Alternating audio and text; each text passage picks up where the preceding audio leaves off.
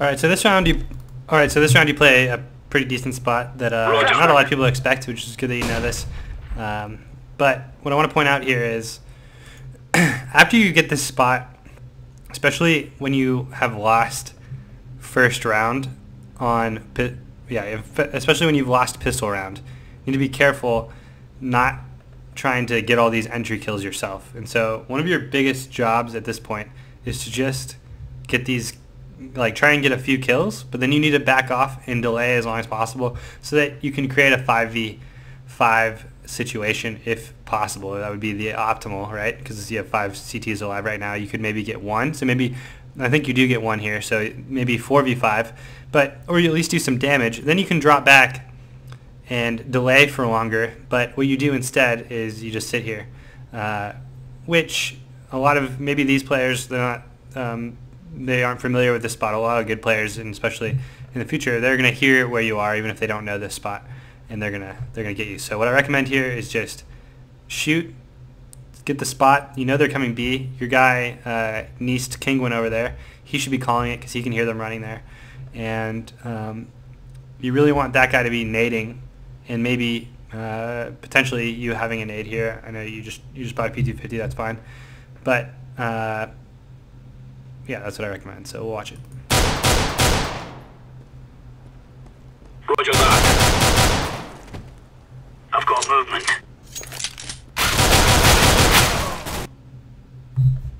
Smoke. All right, so this round you play your jump. You play that box spot again that you were playing here in A, or in B, and you get the spot on a couple of these guys. They actually get the flash on you like twice, but you get the kill. But you're playing, like, you could have got that kill from a different spot behind you, you know? I am planting the bomb. One sec. Yeah, you could have got that kill from behind you. Like, you could have jumped down, and you could have still got that kill, and then you wouldn't be stuck on that box. So the problem with that box is, like, once you're seen, you're stuck there. You can't strafe side to side. You're not in any cover or concealment. So you just have to be careful, especially, like, try not to play the same spot like that again. But if you're going to play it, you got to be aware that after you get that first kill, or after you sense the rush is coming, you need to back off. Like, so what you're kind of doing is, like, let me back it up.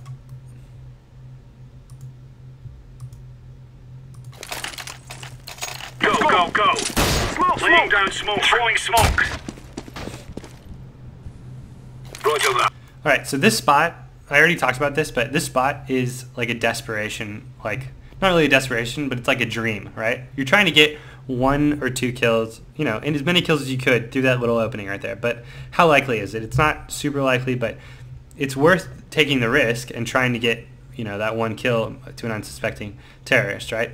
So this isn't a horrible spot, but you just have to realize, like I said on the pistol round, especially if you're going to play this spot again, right? They already know you've played here, and they're already looking for it.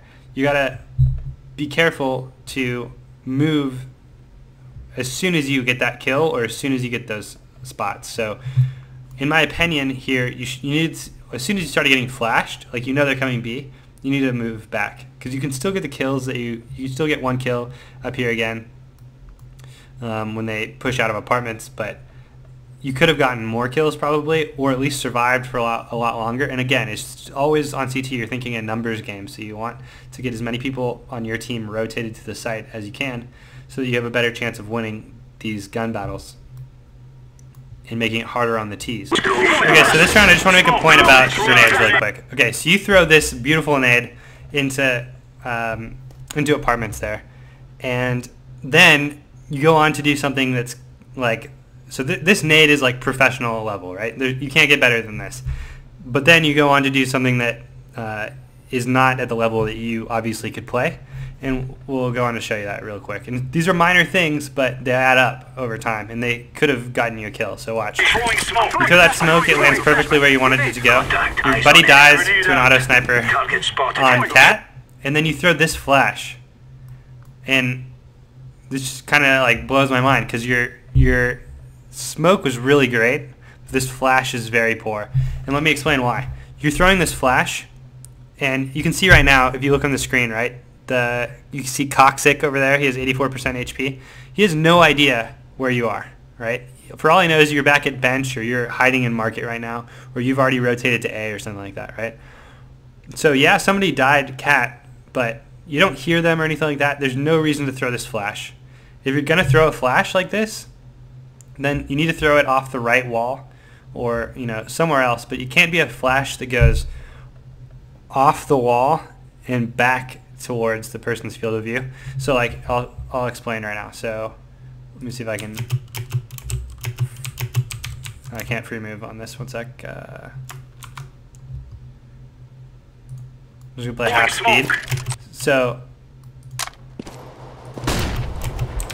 right here, you want to throw that flash off of this wall, so it bounces here, or off of here, so it bounces behind you, and then peek with it, so you can shoot this guy.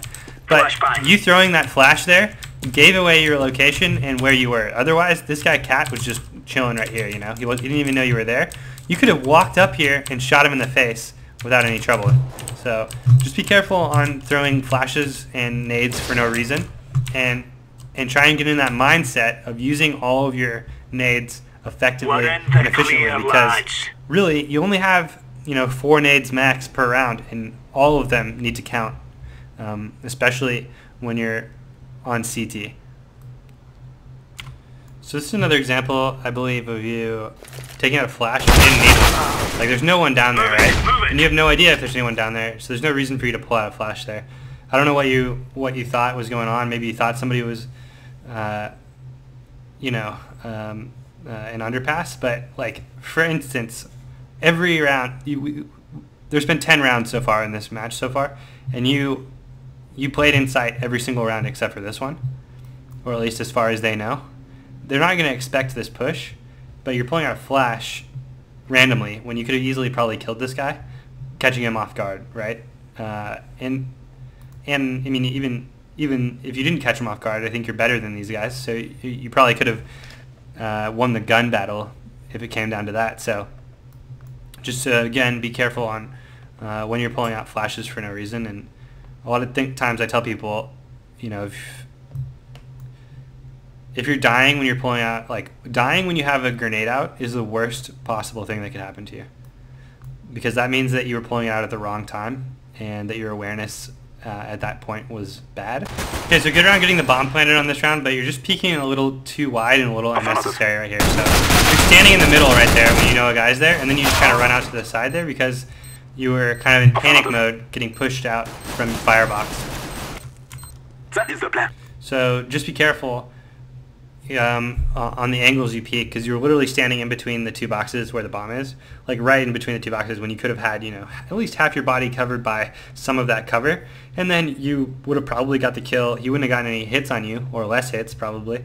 You would have gotten the kill there, or at least delayed that guy, not had to have moved to the box to your right, and you wouldn't have gotten killed by the guy at jungle. So just be careful with your peaks, and you'll be a lot better off on that round. Hey, so when watching your video, it's clear to me that your problems in CS are not related to aim or intelligence or anything like that. You obviously have a lot of potential in those 2 respects. The 3 things that I have for you is kind of what I went over in this video. So number 1, try not to play the same spot like you were over and over again. But just remember and get into the mentality on CT that you're trying to play the numbers game, especially when you're at a disadvantage, and you're always going to be at a disadvantage when people are rushing you 5 versus 1 or 2, right? So the key to CT is information and getting that spot like you were able to, and then backing off and delaying until your teammates get there. And that was something that you struggled with throughout this match on CT when you were holding B. But easily fixable. You just drop down from that spot after you get 1 pick or get the information you need, and then you're in a much more effective position to get kills like you obviously can. Number 2 is use your nades effectively, and you did a very good job with all of your smokes. You obviously know a lot of the great smoke spots on Mirage, and I'm sure you know a lot of other maps too, but there were a few times when you're throwing grenades or flashes and you're exposing yourself to shots that you didn't need to unnecessarily, and also you're giving yourself away your position away by throwing unnecessary flashes and grenades. So I showed that in the video. Just be careful in those instances and don't pull out your grenade for no reason. And finally, something that I saw throughout your match is that obviously your aim is not a big issue, but what is a big issue is how your positioning of your hitboxes in your character's body. So try not to peek super wide. Try and be crisp with your peaks so that you peek, you slide out from behind cover and only show half of your hitboxes or so. Like I showed in the last video, you showed all of your hitboxes and exposed yourself to a lot of fire that was unnecessary and got you into a position where you had to panic a little bit, get to a different spot, and then you got shot from, you exposed yourself to even more angles from the other guy in jungle. So just be careful with that. Be way more crisp with your peeking, and I think your play will improve dramatically, and you'll be playing with the big boys in no time.